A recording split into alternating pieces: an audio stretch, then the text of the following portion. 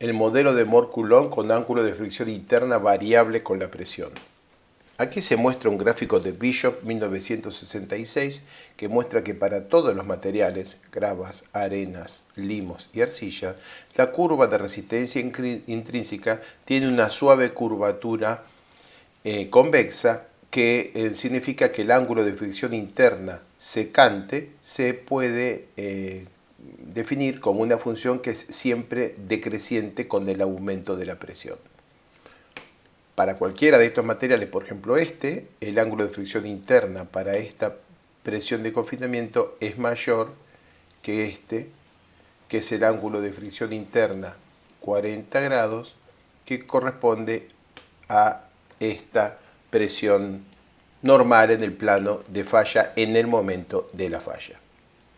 Entonces, el criterio de Mohr-Coulomb adaptado a esta curva de resistencia intrínseca, el problema es que los suelos y rocas tienen una curva de resistencia intrínseca que es esencialmente curva, no una recta como espera el modelo de Mohr-Coulomb. Y este modelo de Mohr-Coulomb, sin embargo, se emplea mucho por razones históricas. Coulomb lo escribió en 1776, porque facilita la interpretación de ensayos, definiendo para cualquier par de resultados un par de círculos de Morse y una recta tangente a ambos círculos. Eso fue lo que se hizo hasta la primera mitad del siglo XX. Y porque permite integrar problemas de ecuaciones diferenciales y obtener soluciones analíticas para problemas prácticos. Gracias a que se usa el criterio de Mohr-Coulomb con cohesión y fricción, se puede resolver con fórmulas problemas de empujes por las teorías de Rankine, Coulomb o Terzaghi, problemas de fundaciones o problemas de taludes, como por ejemplo el método de Bishop. Además, es muy fácil de calibrar con una serie de círculos de Mohr una recta razonable que pase más o menos por arriba de todos ellos y que define una cohesión y fricción tangentes. Estamos hablando de geomecánica computacional y estamos en el siglo XXI. No necesitamos ni soluciones analíticas ni una interpretación de ensayos típica de la primera mitad del siglo XX, cuando no estaba integrado en el conocimiento geotécnico universal el concepto de estado crítico.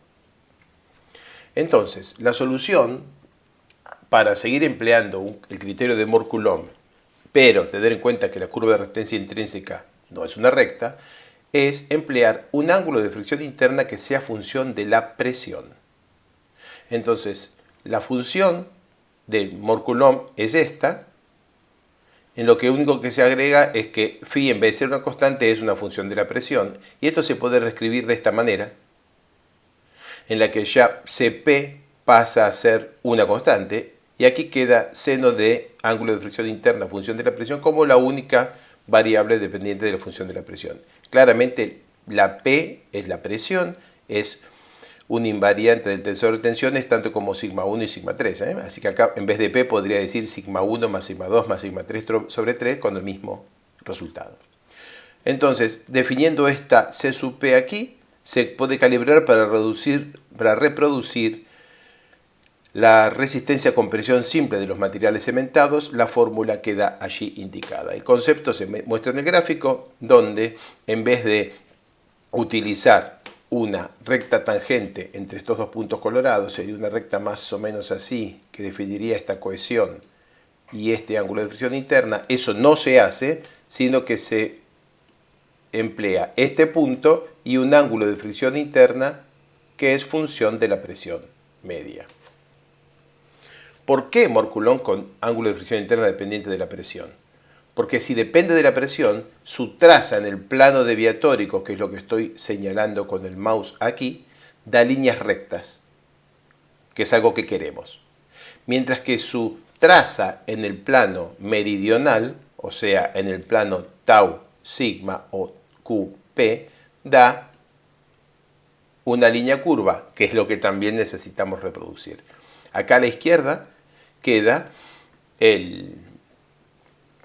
la demostración de por qué hay que usar función de P. La primera tentación es aquí poner sigma 3. Eso se hace muchas veces, o sigma en el plano normal. Eso se hace muchas veces en fórmulas simples y por razones históricas. Si nosotros definiéramos el ángulo de fricción interna como función de sigma 3, entonces en este punto valdría esto, y en este punto valdría un valor diferente porque sigma 3 es diferente en este punto y este punto. ¿Y cuáles son esos dos puntos? Este es el ensayo de compresión triaxial y este es el ensayo de extensión triaxial. Como en el ensayo de compresión y extensión triaxial la presión es diferente para un mismo par de valores sigma 1 y sigma 3 en falla, entonces el ángulo de fricción interna es diferente y nos termina dando una superficie de fluencia en el plano deviatórico que es curva, o sea que saldría más o menos como algo que sería más o menos así. Esta curvatura tiene un montón de problemas numéricos, no tiene un sentido físico realmente necesario digamos, o que debamos reproducir y complica todas las formulaciones. Más importante, ¿por qué no usar parámetros tangentes? Porque el empleo de los parámetros tangentes puede conducir a resultados erróneos en cálculos analíticos. Aunque estamos haciendo geomecánica computacional, estamos desarrollando fórmulas. Y si estas fórmulas después son empleadas para cálculos por fuera del uso original, puede conducir a resultados erróneos. Acá tenemos, para un mismo círculo de tensiones sigma 1, sigma 3, acá tenemos dos interpretaciones posibles. En una, el material no tiene cohesión y tiene un ángulo de fricción interna secante. Es esta línea que está acá. El punto donde toca el círculo es este, la dirección del plano de falla es 45 más este valor de phi sobre 2 y da este valor, esta inclinación, que es realista en un ensayo triaxial. ¿Y qué significa? Que si hacemos un problema de valores de contorno con tables tacas, túneles o un talud, la forma de las superficies de potencial deslizamiento que calculemos van a ser también realistas.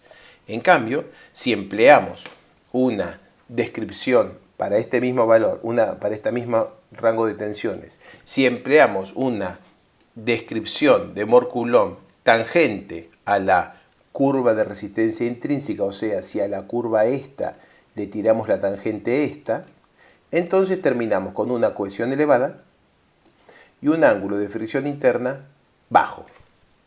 Cuando hacemos el mismo ejercicio nos queda que esta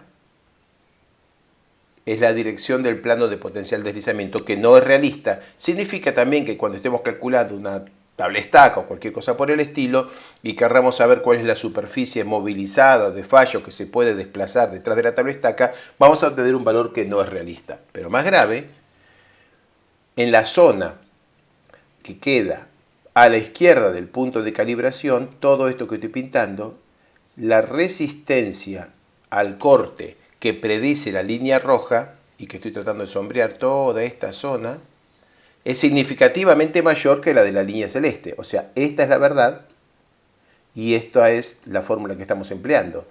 O sea, sale una cohesión demasiado alta, esta es la cohesión, que sobreestima la resistencia, por ejemplo, en problemas de estabilidad de taludes de los círculos poco profundos. En cambio, si usamos una cohesión 0 o casi 0, sale una resistencia al corte que es conservativa porque la barrita oscura esta es un poquito menor que la real, pero es razonable. Aquí tenemos tres fórmulas muy populares para la estimación del efecto de la presión en el ángulo de fricción interna. La primera, para enrocados, se la debemos a Lebs en 1970. Está basado en el resultado de ensayos triaxiales. Tiene cualitativamente en cuenta el efecto de la densidad relativa porque habla de material de baja densidad o de alta densidad, pero sin números.